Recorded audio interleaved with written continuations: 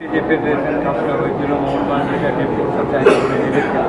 সেই ম্যাচে আমরা 4-3 সেমিফাইনালে রেজাল্ট করেছিলাম, এটা দুনিয়ার মানায় নিয়েছি। সুতরাং আমরা যে কোনো কারণেই হোক, পয়সার জন্য হোক, লোকের অভাবে হোক, তারপরে সর্বোপরি আমার বয়স হয়ে যাওয়াতে আমি অসুস্থ হয়ে যাচ্ছি দেখলাম। এখন অনেকের মনে সন্দেহ দেখা দিচ্ছে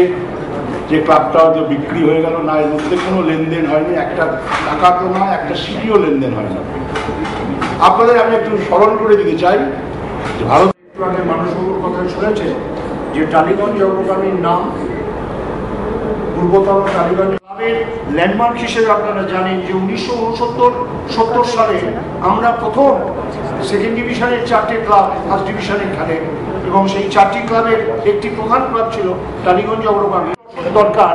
যে বুনিয়াদ দরকার সেটা কিন্তু আমাদের ছিল না, কিন্তু এই সাধারণ মানুষ গড়ের মাঠের ফুটবল প্রেমী, ফুটবলের উন্নতি কামনা করে এই সাধারণ মানুষদের নিয়ে এই ক্লাবটা এতদিন দরকার যে বুনিয়াদ দরকার সেটা কিন্তু আমাদের ছিল না, কিন্তু এই সাধারণ মানুষ গড়ের মাঠের ফুটবল প্রেমী, ফুটবলের উন্নতি কামনা করে এই সাধারণ মানুষদের নিয়ে এই ক্লাবটা এতদিন।